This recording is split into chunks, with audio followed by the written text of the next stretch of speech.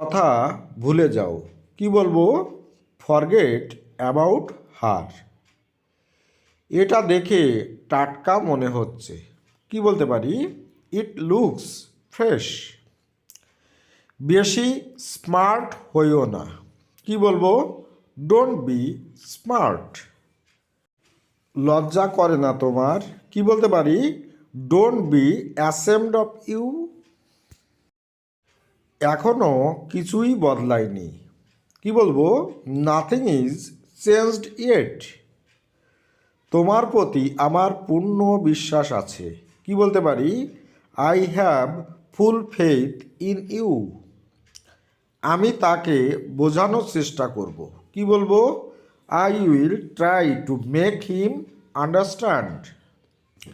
সে খুব বাজে আচরণ করেছে। He behaved very badly. মনোযোগ দিয়ে আমার কথা শোনো। কি বলতে পারি?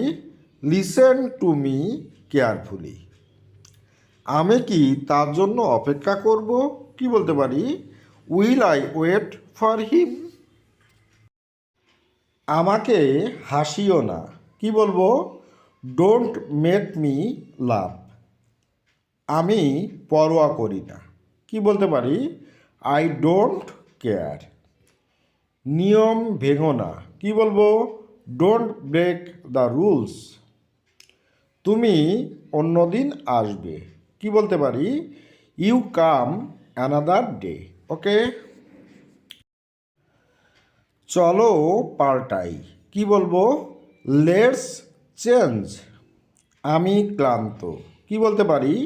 I am tired. এটার দাম কত? কি বলবো? How much is this? তুমি কি এখন জেগে আছো? কি বলতে পারি? Are you still awake? আমার আঙুল পুড়ে গেছে। কি বলতে পারি? My finger is burned. তাহলে ভিডিওটি আজকের মতো এখানেই শেষ করছি। ভালো থাকবেন সবাই, আর অবশ্যই বাড়ির ছোটোদেরকে শেখাবেন, দেখবেন ওরা ইংরেজিতে অনেকটা ডেভেলপ করে যাবে। ওকে, আপনার দিনটি শুভ হোক। Have a nice day. আমরা বাঘকে আমাদের জাতীয় পশু বলি। We call the tiger our national animal. আচ্ছা, ও কি বললো যে we call the tiger our national animal. Call মানে হচ্ছে কি ডাকা হয়, দ্য টাইগার মানে বাঘ, আর ন্যাশনাল অ্যানিম্যাল মানে হচ্ছে জাতীয় প্রাণী। ওই জন্য লিখেছি we call the tiger our national animal. Okay. ছেলেটি গাড়ি চালায়। The boy drives the car. The boy মানে হচ্ছে ছেলেটি, আর ড্রাইভস মানে কি চালানো, আর দ্য কার মানে গাড়ি। ওই জন্য লেখা হয়েছে, বা ওই জন্য আমরা বলতে পারি কি যে the boy drives the car. তারা প্রত্যেক অংশগ্রহণকারীকে একটি সুন্দর পুরস্কার দিয়েছেন। They give each participant a handsome prize. আচ্ছা, কি বললো যে they give each participant a handsome prize. Okay. এখানে দেখুন, দে মানে হচ্ছে তারা, আর গিভ মানে কি দেওয়া, আর ইচ পার্টিসিপেন্ট মানে হচ্ছে প্রত্যেক অংশগ্রহণকারী।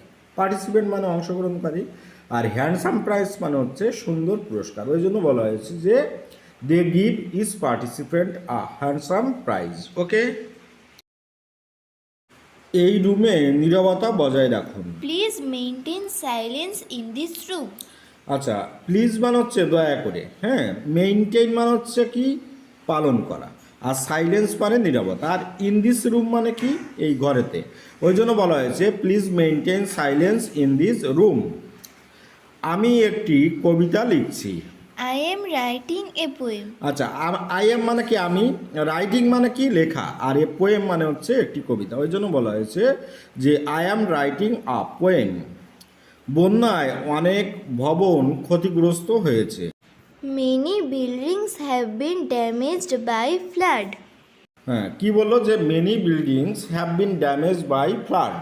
এখানে মেনি বিল্ডিংস মানে হচ্ছে অনেক মানে অট্টালিকা বা ঘরকে বোঝাচ্ছে, আর হ্যাভ বিন ড্যামেজ মানে কি ক্ষতিগ্রস্ত হয়েছে, আর বাই ফ্লাড মানে বন্যার দ্বারা। ওই জন্য বলা হয়েছে many buildings have been damage by flood.